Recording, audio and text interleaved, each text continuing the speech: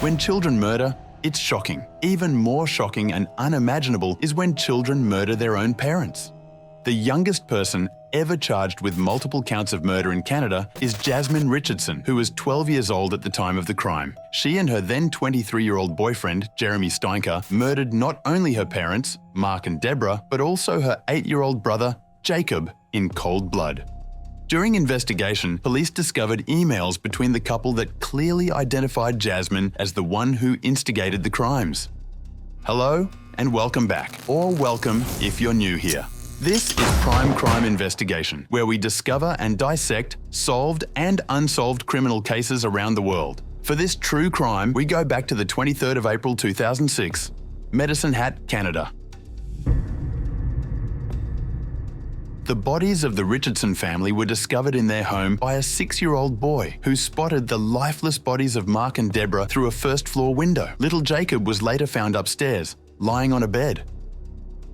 The Richardsons were described by friends and neighbours as the Norman Rockwell family, the epitome of what a family should be. But what many may not have known is life was not always easy for them, especially in the beginning. Mark Richardson was described as being a hard-working, good-looking man who made lasting impressions. Deborah was known for her infectious personality and brilliant smile. She was very uplifting and very lively. Mark Richardson met his wife Deborah in 1990 at a gym club in Ontario. The two were actively involved in recovery programs for substance abuse at the time, and when they met, they immediately fell in love at first sight. There was a lot of chemistry there, and also they had a lot of things in common, and they were really there for each other on their recovery journeys. Mark was quite the wild child in his adolescence, and he became part of a biker club that resulted in some heavy drug use. But luckily, he was able to catch his abuse early on, allowing for intervention. And by the time the pair met, they both were sober and made a vow to change their lives forever. Their future together was very bright. Life moved quickly for the couple. In 1991, they married. Then, just 2 short years later in October, Deborah gave birth to their first child, a girl they named Jasmine. Jasmine, who inherited her mother's luminous smile, had delicate features draped by dark, glossy hair and clear blue eyes. She radiated wholesomeness. She was the light of their lives. The Richardsons grew by one more, when the youngest child, Jacob, was born in 1998. Jacob was a free-spirited, energetic kid who really looked up to his big sister, and Jasmine returned such affection. She adored her brother. The Richardsons devoted their time to not only their children, but also to helping others lead sober lives. Deborah often was a sponsor for recovering substance abusers. As previously mentioned, it wasn't always easy, but life was perfect for them, and the Richardsons earned everything they had through hard work. In September of 2003, good fortune was shown upon them when Mark was promoted in his career. The company paid for the family to relocate to Medicine Hat in Alberta. Upon their move,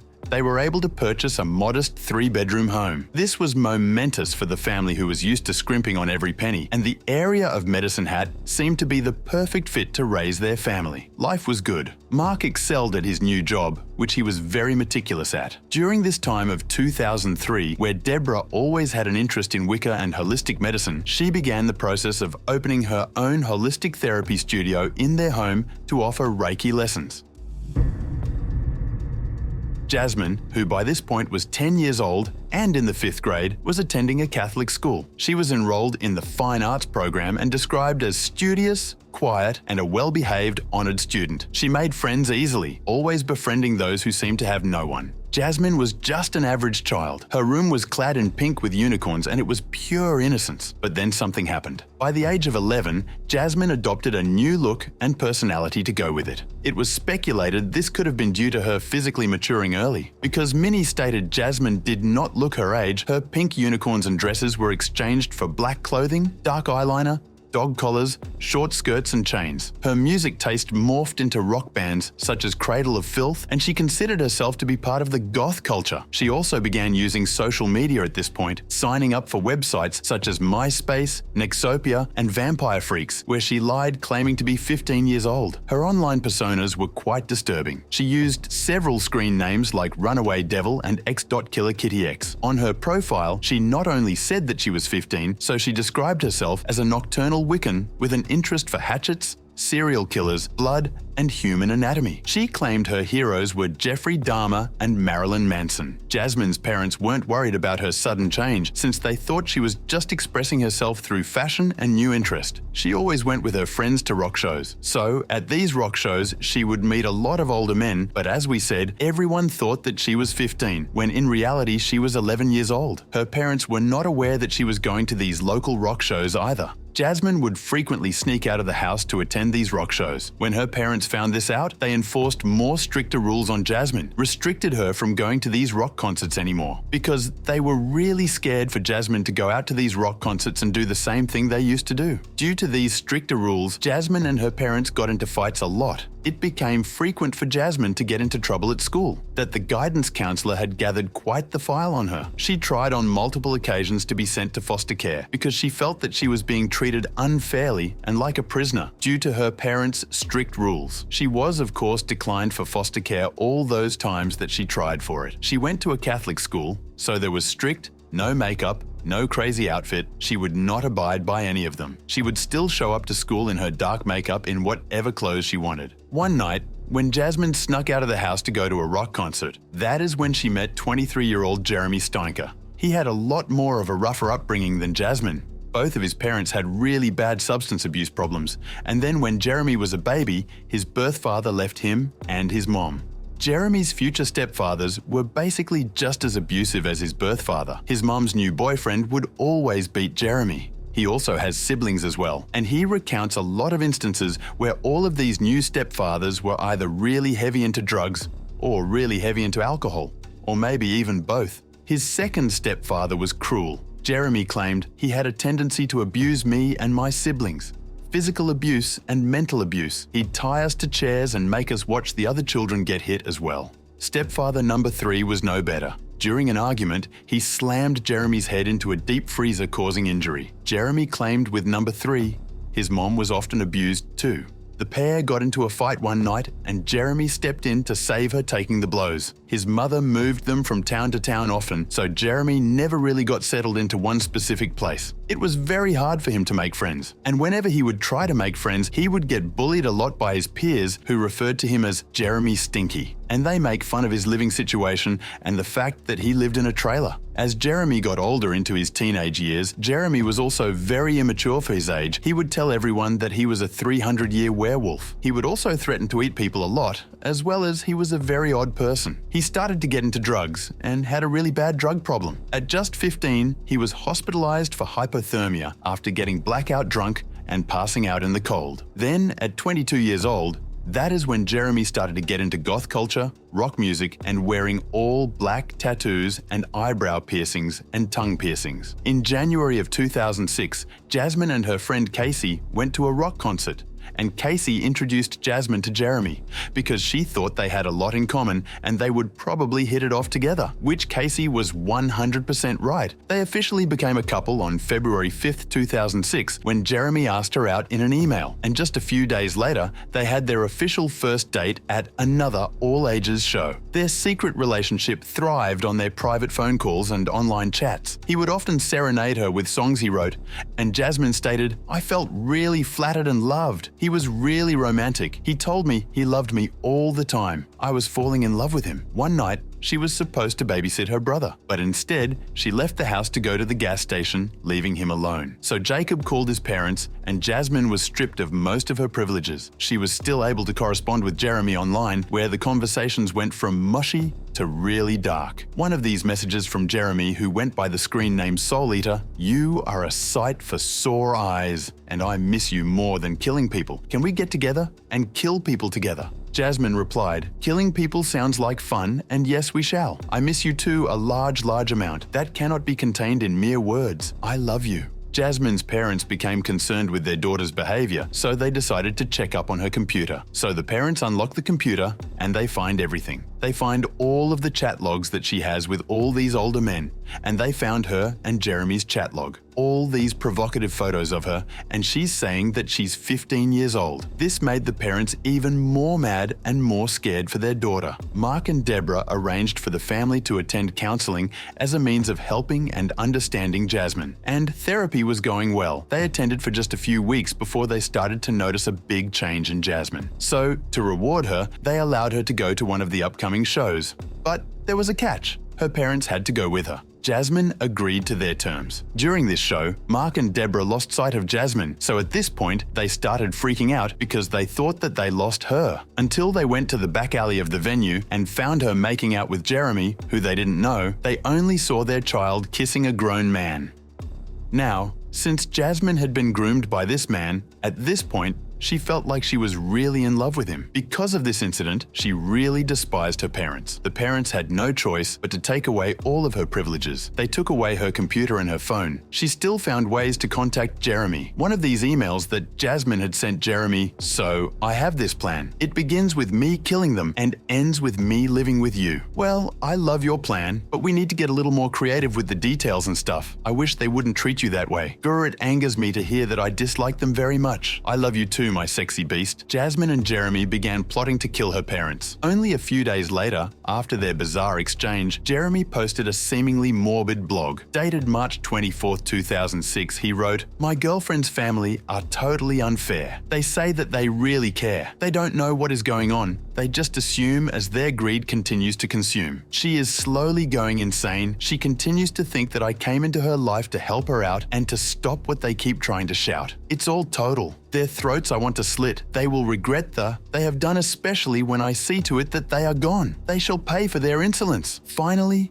there will be silence. Their blood shall be payment." Jeremy and Jasmine became very vocal about what they were going to do both online and in person. In mid-April, Jeremy met up with a friend who claimed to have a very odd conversation with him. Jeremy asked him how far he would go for love and stated, "Jasmine is pretty much going to break up with me if I don't do this soon. I don't think I can do this by myself. I need someone I can trust. You in?" And much like everyone else, the friend brushed Jeremy off. He thought he was just being crazy since, at the time they were getting high together. He didn't believe his friend was capable of such things. Saturday, April 22nd of 2006. That is when the plan was going to be executed. The mom, the dad, Jacob and Jasmine just had a barbecue outside. Jeremy spent the entire day drinking and doing drugs. At 9 p.m, Jeremy drives to a friend's house to ask that friend one last time if he would help him murder Jasmine's parents. Now, when this friend heard Jeremy say this to him in a panic he really needed someone, he tried to calm Jeremy down. Make sure to tell him that everything was going to be okay. Because this friend didn't really take Jeremy seriously, he assumed that maybe Jeremy was on some sort of drug and he was just saying random things. Once Jeremy was calmed down, he went back to his house, where he invited another friend over and they watched the movie Natural Born Killers. The movie basically about a girl and a guy who kills the girl's parents so they could be together. But instead of killing the younger brother in the movie, they let him live. Jeremy's friend said that at this moment, Jeremy turned to him and said, "See, that's where mine and Jasmine's situation is different, because Jasmine is actually going to kill her brother." And the friend replied, "Ah, ha ha ha, okay." Jeremy, in order to amp himself up around 3 a.m, that is when he went to his drug dealer and got some cocaine. He downed a bottle of wine and a bottle of vodka where he was close to blackout drunk. He arrived at Jasmine's house around 4 a.m, where he threw a pine cone at Jasmine's window, and that was the code, where Jasmine would go down to the basement, unlock the basement window, and Jeremy would then go into the basement, pretending to break in. As Jeremy was coming in through the basement window as if he was breaking in, he was sort of drunk. He didn't come in quietly. This amount of noise alerted Jasmine's mother, Deborah, who thought her daughter was sneaking out again. So she ran down in just her nightgown to stop her, to make sure that she wasn't. And when she did, she came face to face with a strange man wearing a black ski mask, black fishnet gloves with black hoodie and black pants, and he had a knife in his hand. When Deborah saw the knife in his hand, she started to scream. Before Deborah could make it up the stairs, Jeremy came up behind her and dragged her back and started stabbing her. And all of this commotion of her screaming and them wrestling it actually woke up Mark. So he too ran downstairs to try and help his wife. On his way down, armed himself with a screwdriver. Unfortunately, Deborah was already on the floor by the time Mark made it, and Jeremy wasn't prepared for him. Jeremy claimed, "He came at me real fast. I was scared. I thought I was going down. I went back up and I tripped and fell and he jumped on me and attempted to stab me in the chest. chest. He grabbed my face and shoved his thumbs in my eyes. Jeremy was able to deflect Mark and knock his screwdriver away. He started stabbing Mark, but Mark wasn't giving up. He was fighting hard to protect his family. When Mark realized he was losing, he fell down and asked, "Why?" Jeremy replied, "Because you treat your daughter like shit. It's what your daughter wanted." And that was the last thing Mark ever heard. With her parents seemingly deceased, Jeremy meets Jasmine in the kitchen where she tells him how much she loved him before heading upstairs to her brother's room. Jeremy claimed he must have been waiting 30 seconds or so before following up behind her. He heard Jasmine talking to Jacob, who was panicked, asking his sister what was happening while cowering in the corner of his bed. Jasmine said, "Shh, go to sleep," while cradling her brother, putting his neck in the crook of her arm, squeezing, attempting to render him unconscious. Jacob broke free from her, asking what she was doing before running out into the hallway. He came face to face with Jeremy, who is staggering up the stairs covered in blood. Jacob tells the pair, "I'm scared I'm too young to die." But they felt they couldn't let him live. Jasmine feared he was far too sensitive and it would be wrong to leave him an orphan. 8-year-old Jacob fought hard like his father, but he too sustained stab wounds and his throat was cut. With her family gone, Jasmine decided to rinse off the knife and leave it on the counter before grabbing her pre-packed bag and mother's purse. Jeremy, who'd gone outside for fresh air, had abandoned Jasmine out of fear and drove home without her to shower off what he'd done. At 5:25 a.m., Jasmine got a cab to drop her off at Jeremy's trailer, where they began disposing of the evidence. Their clothing was bagged up and dropped in a dumpster behind an apartment building. Later that night, they went to a party and did a ton of drugs and drank a lot of alcohol. And whilst they were crossfaded from testimonies of people at the party, they said that Jeremy and Jasmine were walking around and bragging to people that they just killed Jasmine's parents. One person said that Jeremy said to them that he just killed Jasmine's parents and he gutted them like a fish. Jasmine was even describing the murder of her brother as well, saying he gurgled when he died. Later on that morning of April 23rd, an 8-year-old boy who lived next door was best friends with Jacob. It was Sunday, and usually on Sundays they go to church, and before church Jacob and this little boy used to play together. So he asked his mom if he could go over to Jacob's house and see if he wanted to play, and the mom said yeah because she saw Mark's truck in the driveway. So he went over to the house, he knocked on the doors, but there was no response, and he looked in the basement window to see if there was anyone home. And he screamed and he ran over to his house and he told his mom that there were bodies in Jacob's house with blood all over them. The mom started panicking. She went over to the basement window and she saw the bodies of Deborah and Mark laying bloodied on the basement floor. She called the police. The police showed up and investigated the area. They found the bodies of Jacob, Deborah, and Mark. Since Jasmine was gone, they didn't really assume Jasmine to be the killer at this point because she was only 12 years old. So they thought that whoever had committed this crime took Jasmine for ransom. They took Jasmine to sell her or something. At first, put an Amber Alert out for Jasmine and a bunch of missing posters because again, they thought that she was missing. They started to investigate the crime scene a little bit further. They saw that there was blood on the light switches. The murderer, whoever had blood on their hands, knew where the light switches were and had the lights on when they were doing this, which is really odd because if you're going to murder someone, you typically keep the lights off. They also found blood in the drawer that holds all of the knives, meaning that whoever did this had to know which drawer in the kitchen held all of the knives. During the investigation, Jasmine's friends had told the police that Jasmine talked about killing her parents multiple times. The school counselor went into Jasmine's locker and found this really disturbing comic, a young girl setting her family house on fire while everyone was inside, indicating that Jasmine had some desire to kill her family. So she quickly went from missing posters to wanted posters. They started looking at her more as a suspect than a victim. This started to worry Jasmine and Jeremy a lot. They started to think that maybe they weren't going to get away with this as quick or as flawlessly as they thought. But coincidentally, Casey asked Jeremy and Jasmine to go on a road trip with her and her 2 other girlfriends. They said yes. And at the time, Casey and her 2 other friends weren't aware of what Jasmine and Jeremy did. A lot of Jeremy's friends that he had asked to murder Jasmine's parents with went to the police, and one of the friends told the police that Jeremy and Jasmine, he heard, was going on a road trip to Lida with 3 other friends. This police officer told the police station in Lida, and they had cop cars at every gas station in Lida, and that plan actually worked. They showed up in Lida, and they stopped for gas, and an undercover police officer was already there. Casey and her 2 friends walked into the gas station. They bought a bunch of snacks and drinks, but they found a newspaper clipping saying that Jasmine was wanted for murdering her parents along with her photo. Her friends started freaking out, so they stole the newspaper clipping and they brought it back to Jasmine and said, "Look at this. Is this you?" Jasmine laughed and said, "That photo doesn't even look like me." But they had to confess to Casey and the two other girls what they had done, which freaked out Casey and the two other girls. The three girls agree to cover up for Jeremy and Jasmine if they were interrogated by the police. As they left the gas station, the undercover cop car followed their truck out and followed them to a high school parking lot. And about 5 minutes later, the police showed up, circled and swarmed the car, telling everyone to get out. And everyone, including the three girls, were arrested. On April 25th, 3 days after the actual murder, the three girls were eventually let go, and all that was left was Jeremy and Jasmine. There was a Youth Criminal Justice Act in Canada, where basically, if you commit a crime at 12 years old or younger, you are more likely to have a lighter sentence. Jasmine was the youngest person in all of Canada to commit homicide. As far as Jasmine's interrogation, the police tried out a technique where they tried to act more like a fatherly figure instead of a cop, and this did not work on Jasmine. The whole entire time she kept on saying that she was sorry, and she was constantly crying, and that really led nowhere. Until they had a younger police officer come in, and he started talking to Jasmine as a friend. And this instantly worked on Jasmine. She started opening up to him quite quickly. So in her interrogation, she started to explain the actual night itself. She said that Jeremy was the one that killed Jacob.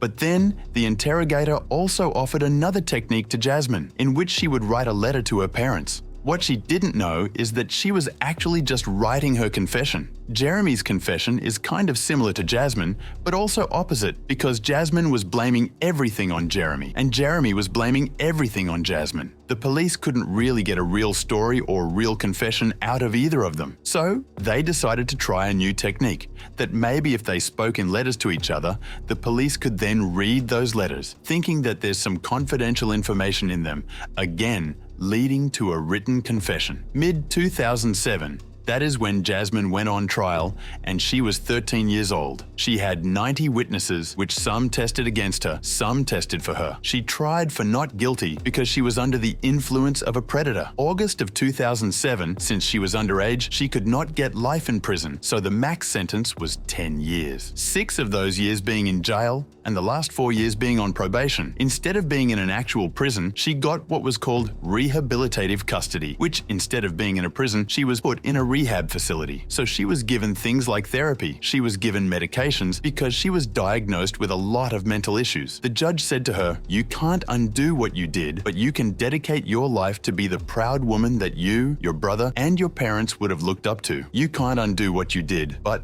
there's still time to fix yourself." About Jeremy, the day of his trial was November 14th of 2008. He had a bunch of witnesses that was against him, and he also had a conversation with an undercover cop in jail that he didn't know was an undercover cop, and started bragging about the murder. And that undercover cop ended up being a witness at his trial and saying, "He literally confessed to me like he was bragging." So he clearly has no remorse, and he doesn't truly believe that what he did was wrong. December 2nd of 2008, he pled guilty, but he said that he did it out of love and self-defense. He was sentenced to life in prison with no possibility of parole after 25 years. Even to this day, Jeremy is still sitting in prison for those crimes. During the exchange of letters, Jeremy had written to Jasmine, "Since you're going to get out before me, please come visit me every day. We could still be in love and we can still be together." But since Jasmine had gone through all of that rehab and therapy, she realized that he was just a really insane predator. She never visited him once she was released. As of now she's out, she was released in 2011 when she was 19 years old. The rest of her remaining 4 years on probation. So when she was 23, she was completely free. Since then, she has changed her name for privacy reasons. Back in 2017, she did that. No one really knows where she's at now. Thanks for watching. Don't hesitate to give us your opinion in the comments below. And what do you think about the final sentence? Don't forget to subscribe for more interesting true crime videos.